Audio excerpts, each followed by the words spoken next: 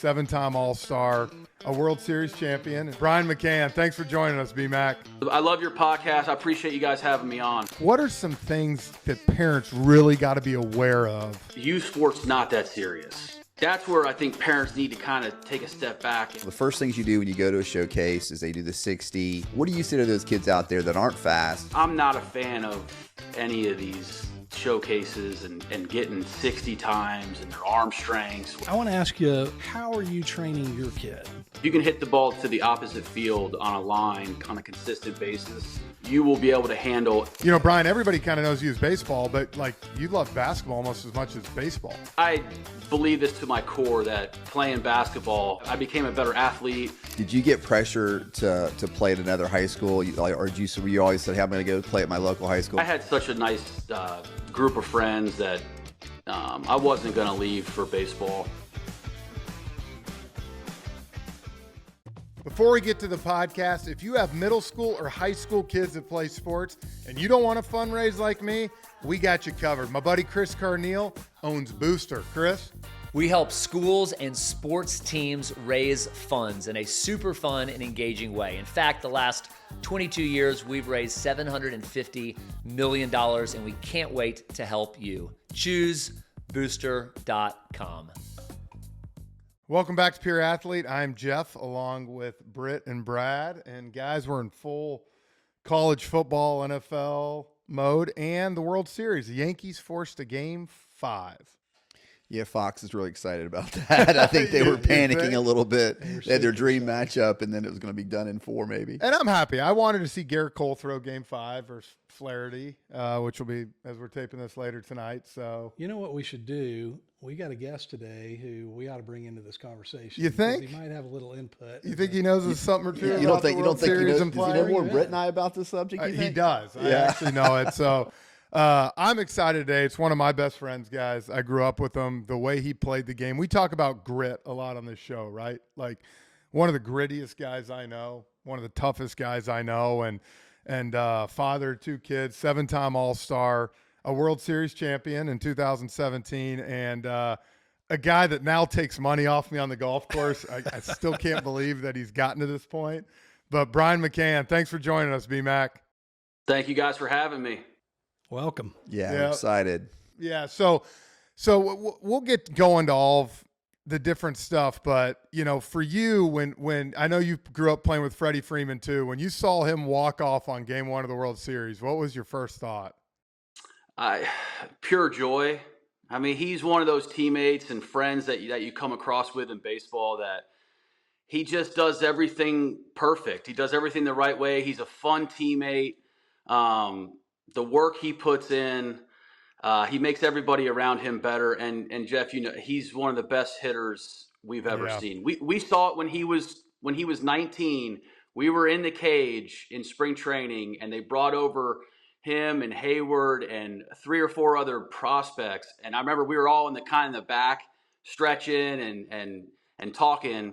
And then all of a sudden he gets in the cage and we look at each other and we're like, wait a minute. He's 19 years old. I said, I remember having a conversation.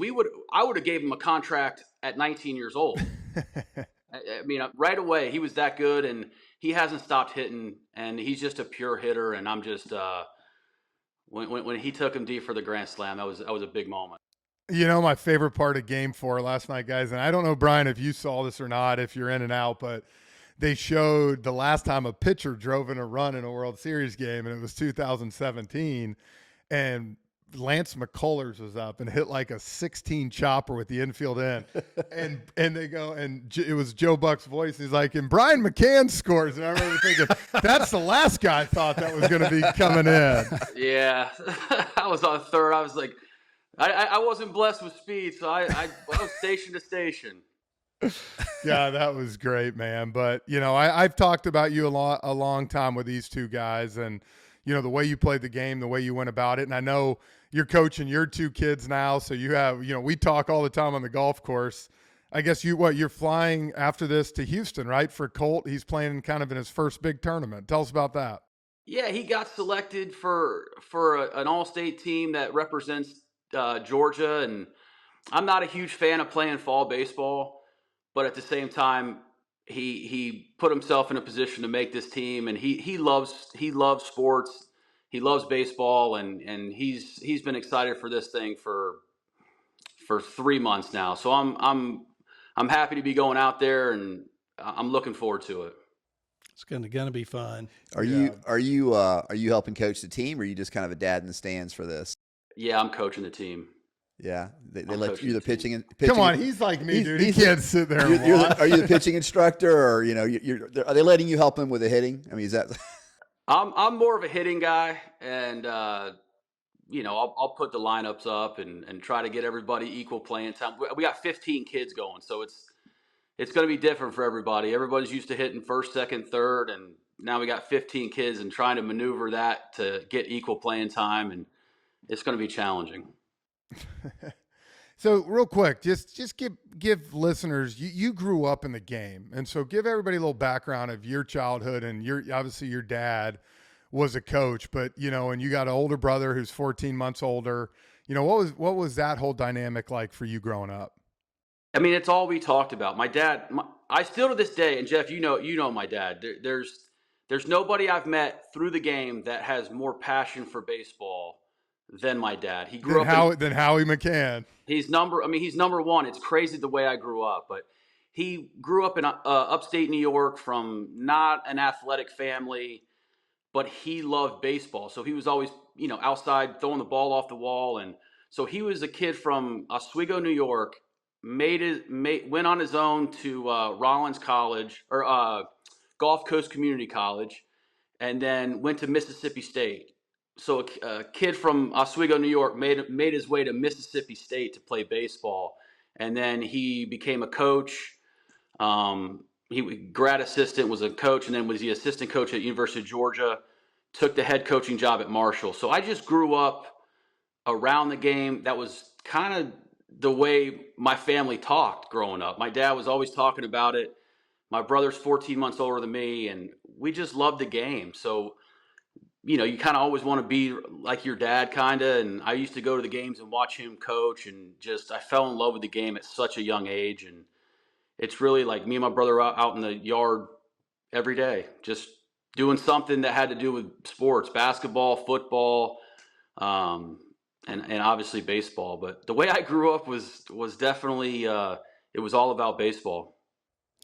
What brought you guys to Atlanta, Brian? And were you, tell us about, I mean, were you in the East Cobb deal or did you play in Duluth the whole time? What was that like? So I played Little League up in West Virginia. And then when my dad left Marshall and we moved down here, and he started working at an indoor batting facility. And when we moved down here, we were gonna just play whatever the rec league was. And then the owner of the place he was at, his son was our age, and they had me and my brother try out, and we made the team, and we started this team called the Georgia Tigers, and that's kind of since the age of 12 or 13. That's when I started playing kind of the travel ball scene. A good story with Brian is, so he moved down here. We met pretty quick after Brian moved down here, because I would go to this place that his dad was at to hit. And my favorite thing was when Brian moved down here. You and your dad were down here for 3 or 4 months, just the two of y'all? Yeah, we slept in a sleeping bag at the actual facility. We didn't have a house, so we moved down here and slept in a sleeping bag. And I was going to 6th grade, sleeping in his office.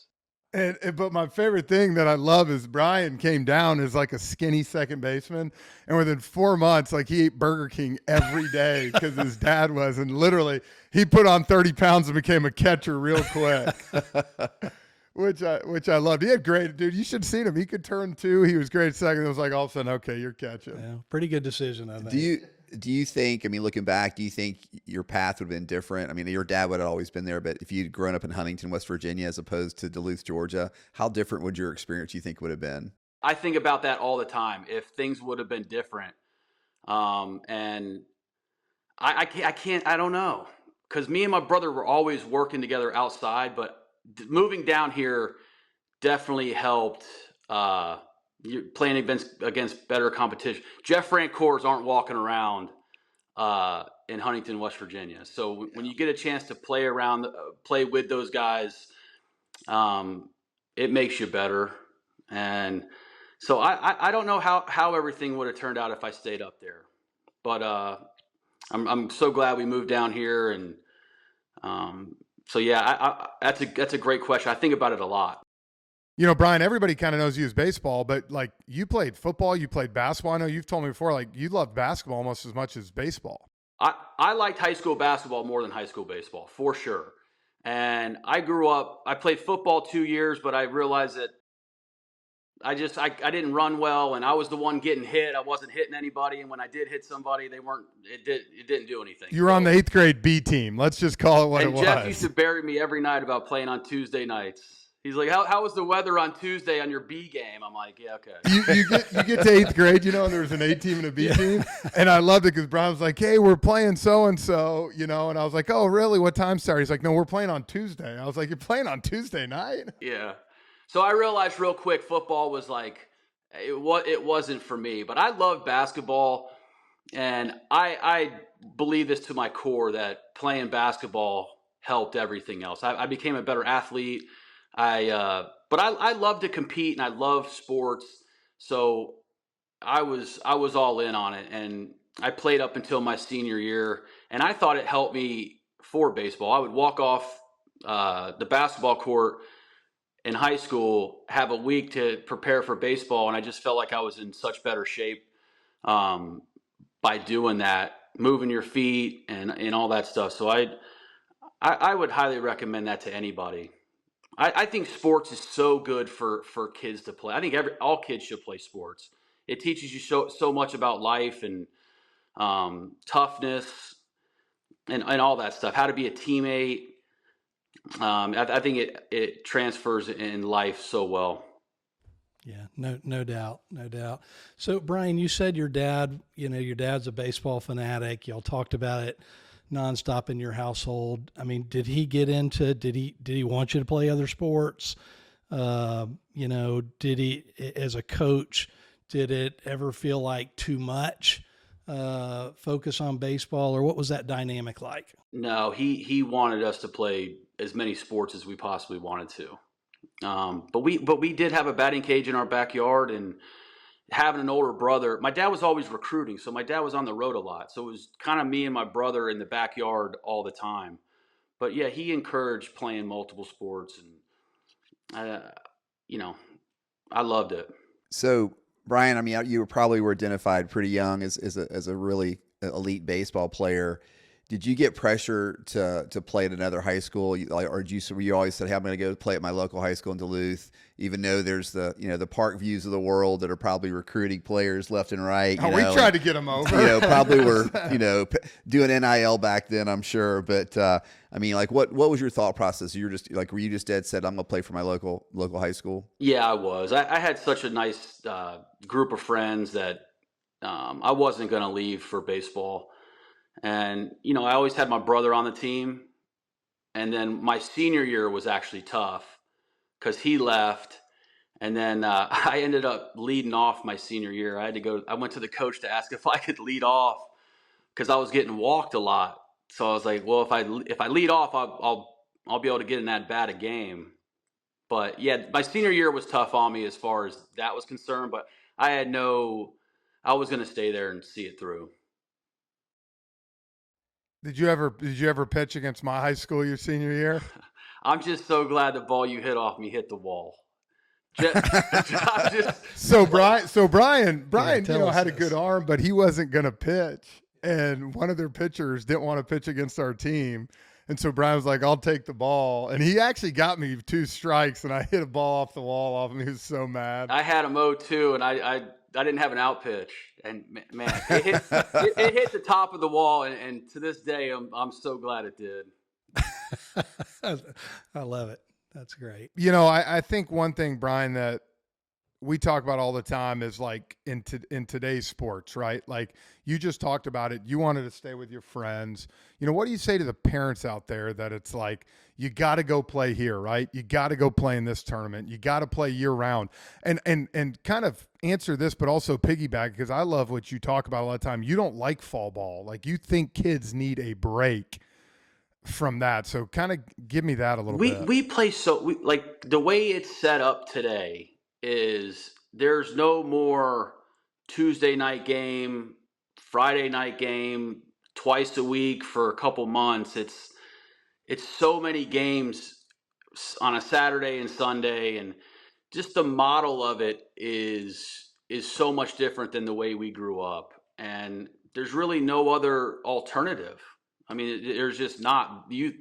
When my son was like 7 or 8, there was, I don't know, 60 or 70 kids that tried out for baseball, and then we played soccer that year, and there was 500.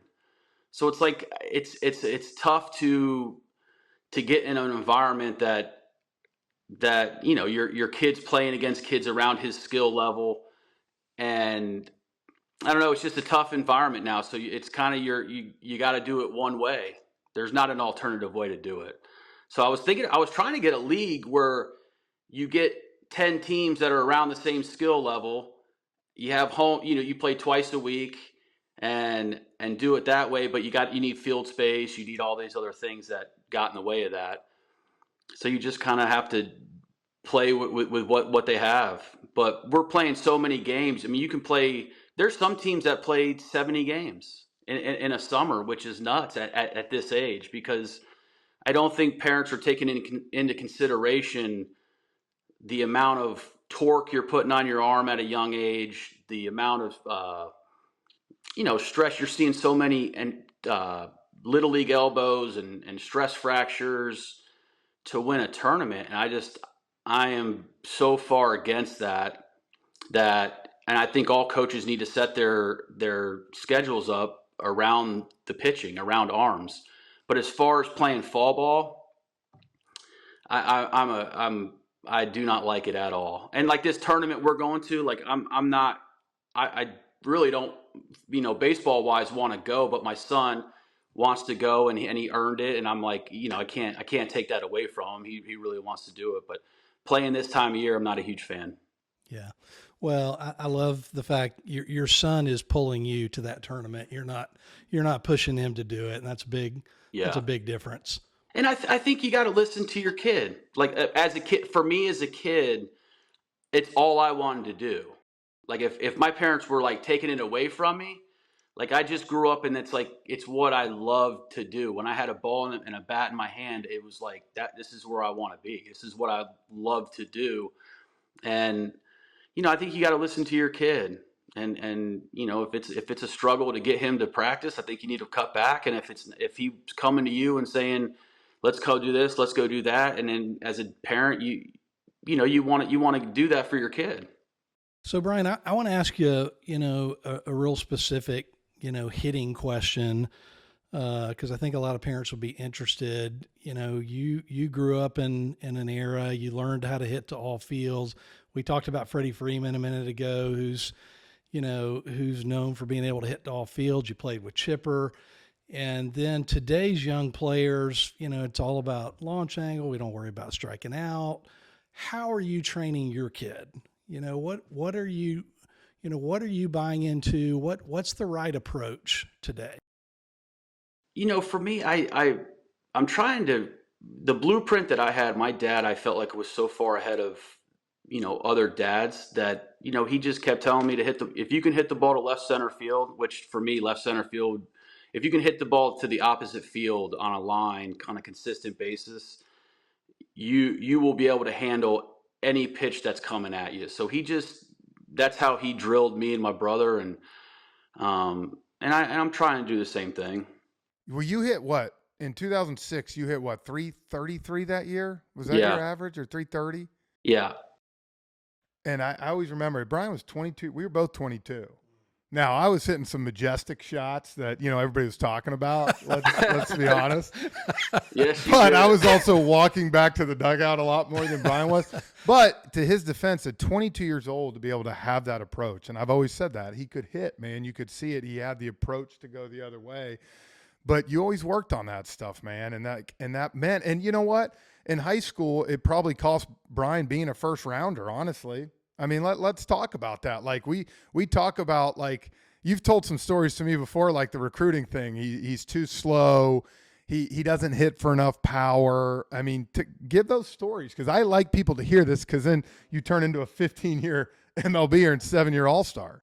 Well, the best game I ever played in was I told you this too, with when the Royals were going to take a catcher, a high school catcher, with their first pick.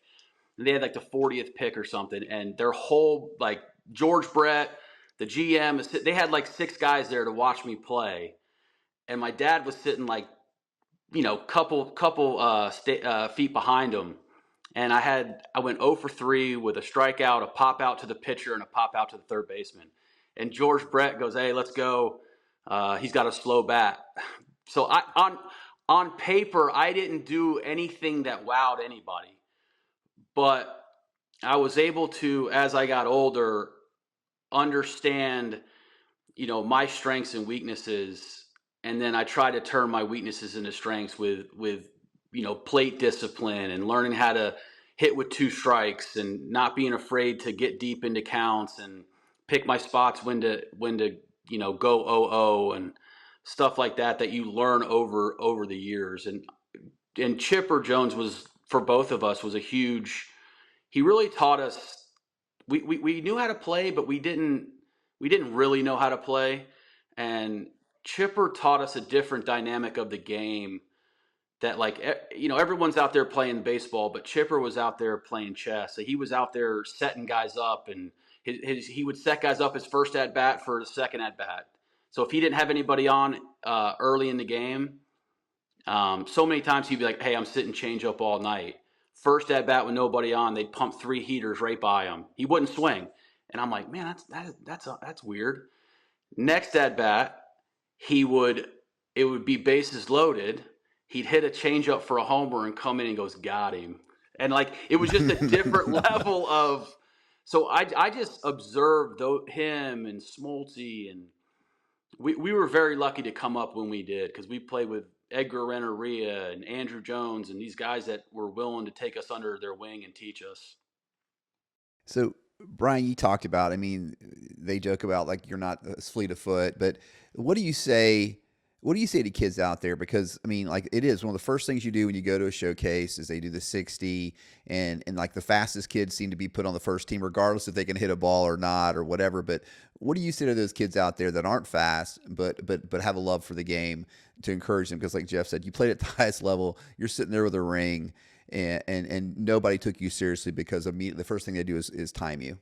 I'm not a fan of any of these showcases and getting 60 times and their arm strengths, where you're going to these things and just throwing as hard as you can and doing this and hitting off a tee and getting exit velocities. I think there might be a time and a place for it when you're 17, 18 years old and going through the draft process like me and Jeff did. Like, there's going to come a point, I remember Jeff was on the field with Jeremy Hermida, but what was that? It was before a game, and there was 60 scouts there to watch you. Yeah. So, like, once it gets to that level, it's like, all right, we're serious. But to have a showcase for a 13 or 14-year-old. We talk about the mental side a lot and how mental baseball is. And, can you walk us through that? Because I know as your career got going, we talked numerous times about the mental side. And I think you just talked about it a little bit with approach. But, like, I saw a video a couple of weeks ago where they had Freddie Freeman talking about, like, when he gets in a slump, and all he did was talk about approach. He goes, "For me, it all goes back to that. You can put your hands here, you can do this, but if you don't have a good approach." So kind of talk to, how do kids today work on that? How do they gain a mental approach as they're walking through, as they continue to climb up the ladder? So I am huge on visualization. When I was playing, like, I would lay my head down at night and on a Tuesday, and the next night we're facing Cole Hamels, and I would do this every night. I would close my eyes, and for about 30 minutes I would run through at bats in my head of what he's going to do. What did he do to me last time? What pitch am I going to look for if runners are in scoring position? So I was a huge visual guy at night. Going over, as a catcher, I was going over the opposing lineup, how I was going to dissect certain guys and who I wasn't going to let beat. So, like, I think visualization for any athlete is huge.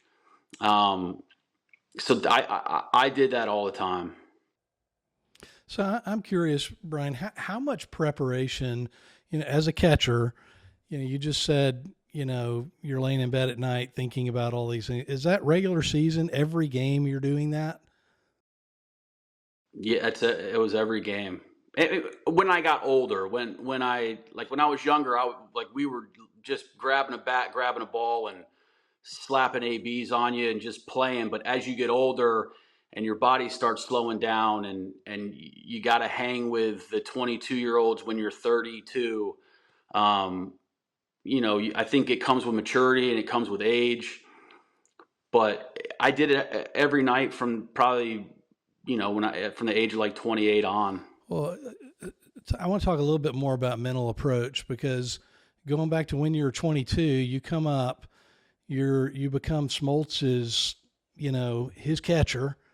You're 22 years old, you're catching John Smoltz, you're calling games, you're going out to the mound and saying stuff to him. How do you, where does the confidence come from? What is that like? How do you prepare for that?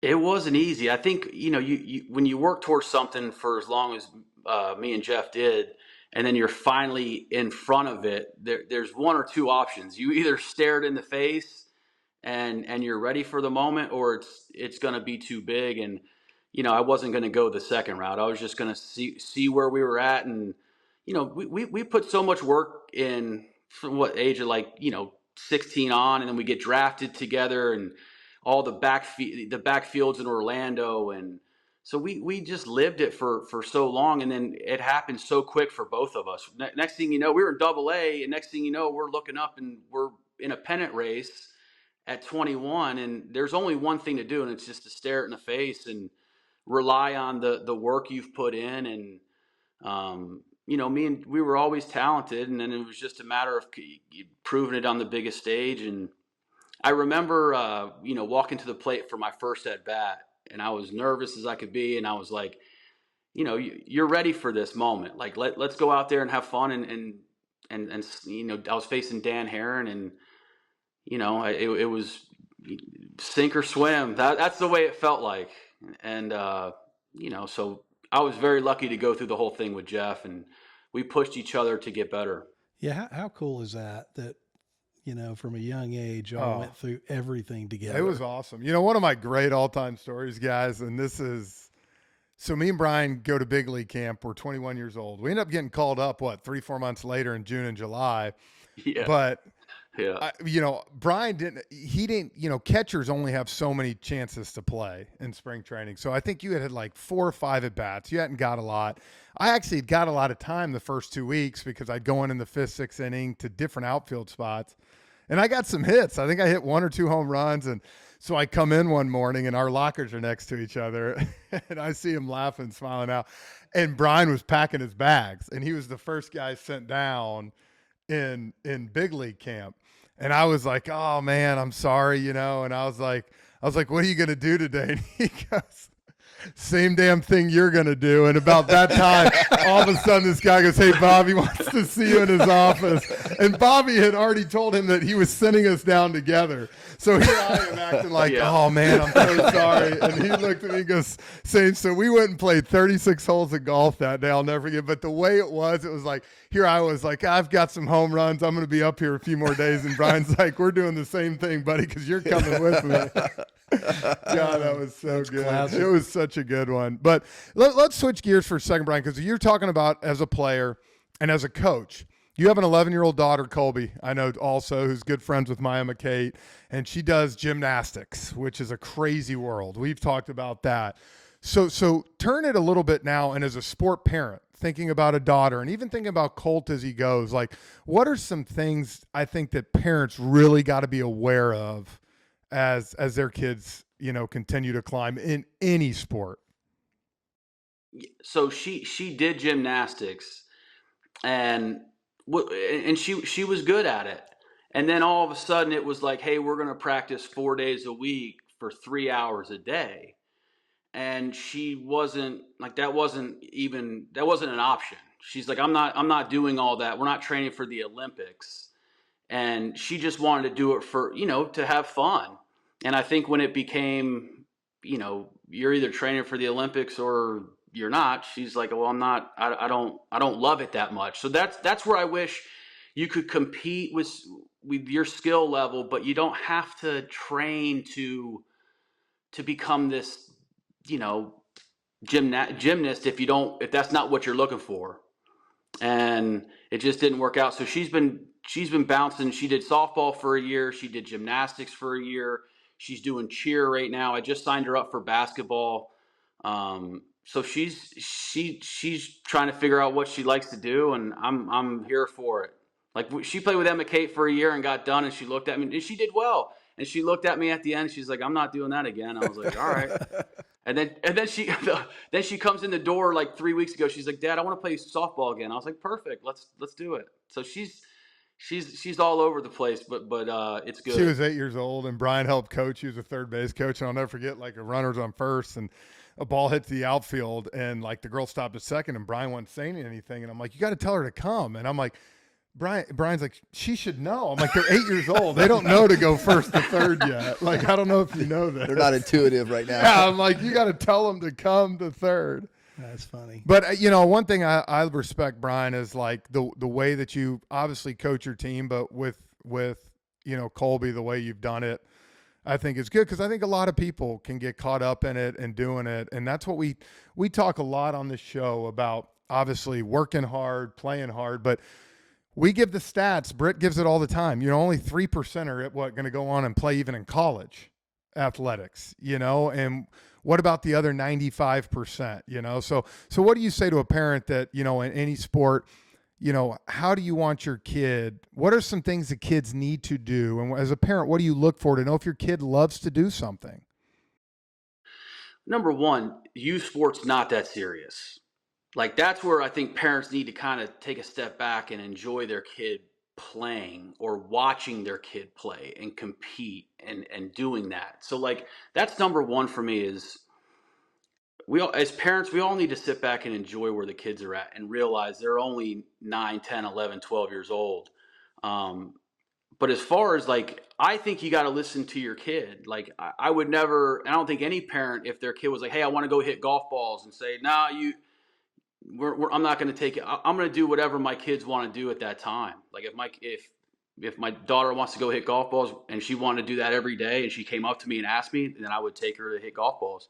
If my son wants to go out and throw the football, I'm going to go out there and do it. Like, I think you got to listen to your kid and their passions and what they like to do.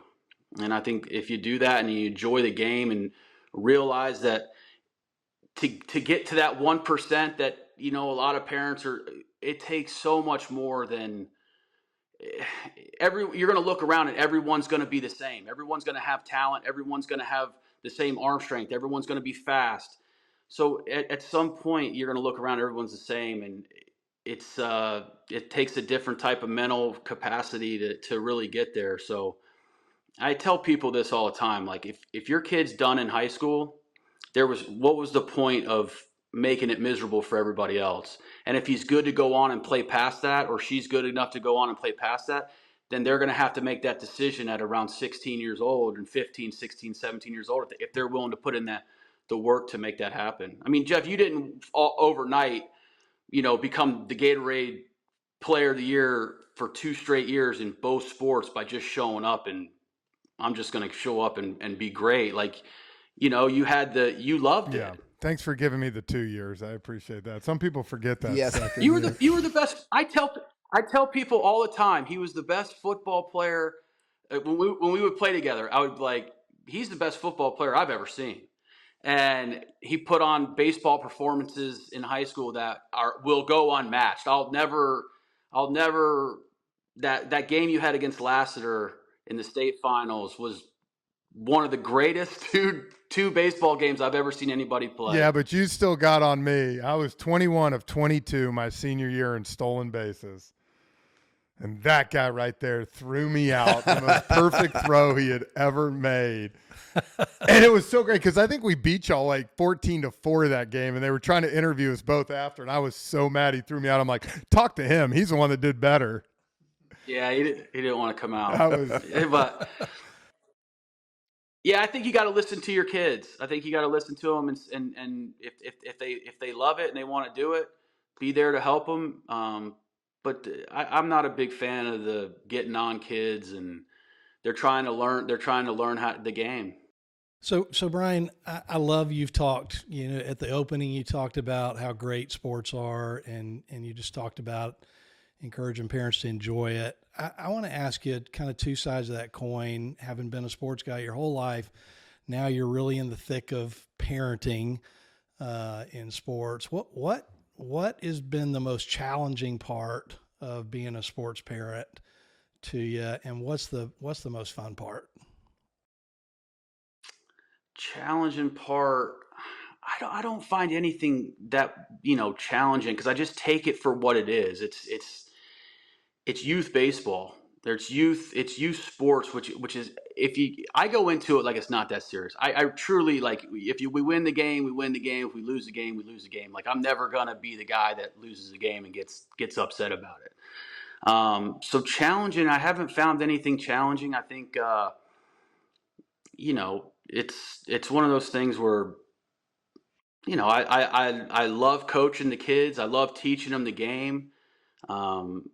And I give what they want to receive, but it's not that serious. You know what I Great mean? perspective. Like, that's kind of where perspective is Yeah. what it is. Yeah. I mean, I think that's why it's been good for you. You have a great perspective and a great grasp on what. And Brian, I'll say this. He has said this to me, which I love, is like, he coaches his 12U travel team, and there's some kids that want more. And I love what you say. You raise and you meet that. If a kid shows you he's more advanced, I love that. Brian's like, I give that boy more. If he's not, we stick to where it is. And I think that's a great perspective, man.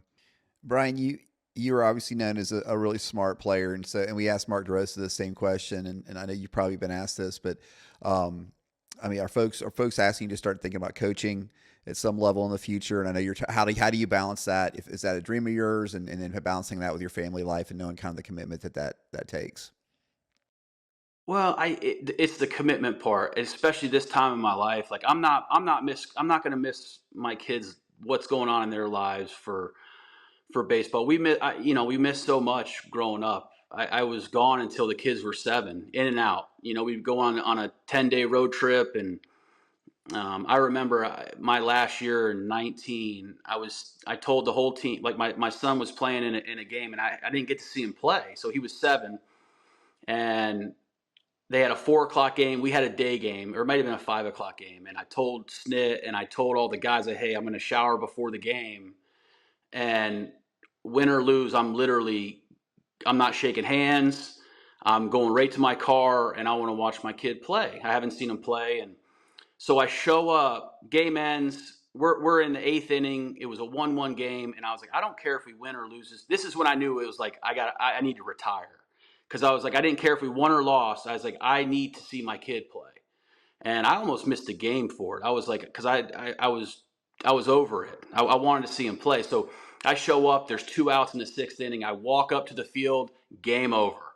And I remember driving home that night, and I said, that's it. I'm not missing this for baseball. And 15 years was enough. But that was, the light bulb went off, and I knew from that moment that my career was going to be done, and I was going to move on. And so I don't want to miss anything. I've missed so much that I just want to be there to support, and I want to be there for whatever they want to do, and take my kids to basketball practice, to cheer practice, to go to competitions. And so I want to be there. So I don't want to coach or get back into baseball until my kids are out of the house. I told Brian he's going to manage someday when his kids are out of the house, and Yeah. I'll be the traveling secretary for that team, and we'll play golf every morning at 8:30, win or lose on the road. You're going to be the traveling secretary? Oh, I can set. Ask Brian. Can I not set up golf? Okay. I mean, oh my God. If you need a liaison, I'm your guy. You guys will be staying at Hampton Inn and places like that, I'm sure. I know that's your style. Well, I want people to get to know you a little bit too. So what's your favorite golf course you've ever played? And you can't say Augusta National. It's got to be something else.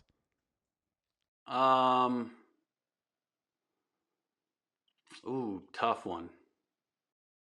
I like Sage Valley a lot. Nice. Right down there by there. Best pitcher to catch in a big game for you? It's either there's two. It's John Smoltz and Justin Verlander. Nice. Just two. And I'm not Can't picking. You're go not wrong. picking? Can't go wrong there. You're not picking? No, and they're so similar. Like they are like same type, and there's no, that's why they were so good. Their personalities are almost the same when it comes to competition. What's the best moment in baseball for you? I think getting called up in your first game.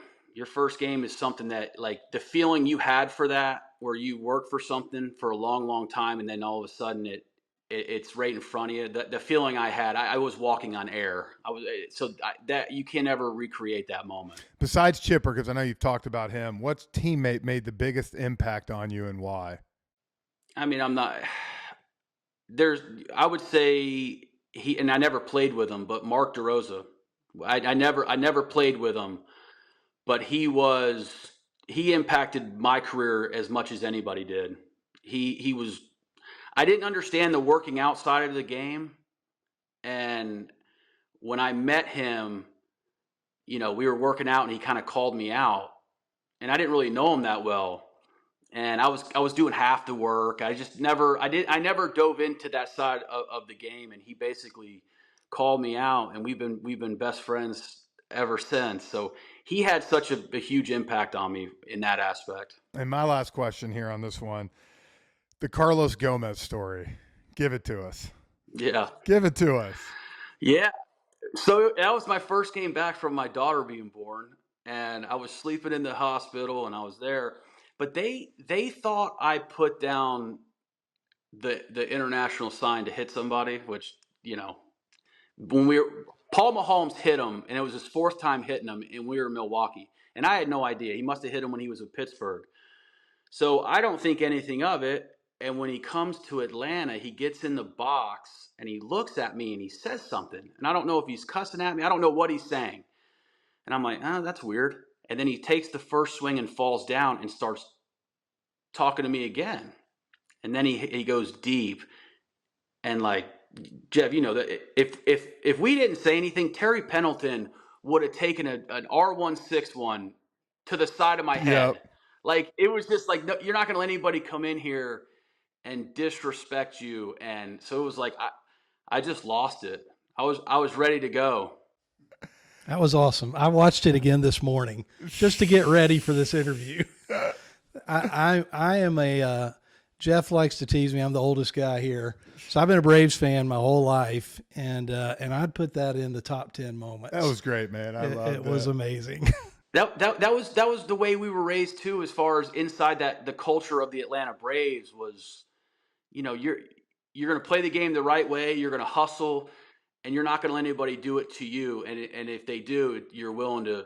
It's on. You're so right. And the game's just changed so quick in a short amount of time. And for the good, bad, whatever. I was watching that Boston Red Sox documentary. I don't know if you've seen it. It's great, in 2004. And it's just funny. It's like Pedro literally telling, A-Rod, I'm hitting you in the ribs. Here you go. And no one does it. Like, there's a brawl, but no umps, nobody gets tossed, nothing, and it's like, do I love that? Yes, but at the same time, it's just different today. The Braves don't do any of that today. I'll tell you where the game's changed is when we were rookies. We walked into a clubhouse of grown men, like 35, 40-year-old grown men. There was only 2 or 3 rookies, and then my last year, it's flip-flopped where there's 3 veteran guys and 23 rookies. Yeah. So you can't police everything like they did back in the day. So you start letting things slide. And, we weren't allowed to go in the training room until we were arbitration eligible. We couldn't even go get our ankles taped until we had enough time. Until you were making money. We were singing in the middle of the clubhouse, and we were 3 years in. Like, that's unheard of now. Like, we're singing on the bus, and we're like hitting 4th and 5th. I'm like, guys come up now, and it's like from day one, like recliner naps, and it's just a completely different world. But it's where the game's at. Hey, Brian, speaking of a different world, what, you played in, you play for the Astros, you played most of your career with the Braves, but you played for the Yankees for a bit of time. Was that just different? Is there a different level of pressure there? There is. And when you have 2 or 3 beat writers with the Braves, you walk into the clubhouse with the Yankees and there's 20 guys. And if you don't give those guys 5 to 10 minutes a day, they hold grudges on you. Where, if you don't give them the time of day, not the time of day, but like you're here to, like I was always the guy, like I'm here to play baseball. Like I want to put my uniform on and I want to compete, and I want to compete at a high level. And I learned quick that you had to give those guys time of day or they'd bury you. They, like if you got into a slump, like they would crush you. I had one of the writers there pull me aside and say, "Hey, I just want to give you some information, a tip that you need to kind of walk around and make sure you give everybody, 5 minutes a day." So there's more of that stuff going on than just showing up and playing baseball. But I'll tell you what, it was 3 amazing years. You learn a lot about yourself and showing up every night, and if they're gonna ride you hard, and you got to have thick skin, and you got to show up the next day, and you got to keep pushing forward. So I learned a lot about myself. I wish I would have had a better career there. I didn't play fully up to my potential. I wasn't like I wasn't terrible, but I didn't play as good as I should have. Nice. Interesting. Well, I know you got to go to Houston here in a little bit, and usually I finish with your advice for parents or coaches, but I think you've given a lot of that, and it's been really good. So the last thing I want to leave is one of my great, we talk about, right, like individualism in sports now, and everybody look at me, look at this, but like one of my great moments of all time was seeing my buddy do something really cool. So game 2, we're 21 years old. I'm on first base and Roger Clemens is pitching. We got first and third. What's going through your mind when you hit that ball at 21 years old off the rocket for a home run? Finish us with that story. You were on base? I was on first base. I remember that. And you know what? The funny thing is I actually walked, which is like, how the heck did I walk? But I was on first base. So I remember in that moment, I had a 2-0 count, and I'm like, if he throws me a fastball, because I felt really good that day. So I was like, if he throws me a fastball, my life is going to change tonight. Like tonight is when my life changes. And he threw it and I connected on it. And it was like, that was kind of the start of my career, because that offseason they traded the starting catcher away and they gave me the everyday job. And I think that moment allowed that to happen. Yeah, it was awesome, man. That's cool. I mean, what a great, you went up against Roger Clemens thinking, I'm going to do this. If he throws me this pitch, I'm going to do it. I mean, there's a great lesson there. Well, I was catching Smoltz game 2. So I'm catching Smoltz and I'm facing Clemens. I'm like, what? So I'm warming up Smoltz in the bullpen. So I'm warming him up. All my high school buddies, they're juniors. So me and Jeff would have been juniors in college. And so they're in school and they're all lined up to the thing. And I remember catching, I would throw back to Smoltz and I would look up at him. I'd be like, what is happening? What is happening right now? And that was just it was a whirlwind. That first year, there's nothing that's going to top that. 2005, we would go back to our apartment and just look at each other like, are you serious? You were on the cover of Sports. I mean, so many things happened in such a short period of time for both of us that it was like we got to do it together. And then our quiet times when we were just in the living room watching TV, the conversations we had about like, man, I can't believe that this is fun. Our dream, this is it. Like we're here and let's make the most of it and go to work. Well, I'm telling you guys, one of the best to do it. A great father, great man, and one of my best friends. B-Mac, thanks for joining us, dude. You guys I love your podcast. I appreciate you guys having me on. Thanks for being here, man. You better go to Houston and beat Mississippi and Hawaii tomorrow night. I'll keep you posted. Thanks, buddy. Thanks so Brian. much, Brian. All right. Thank you, guys.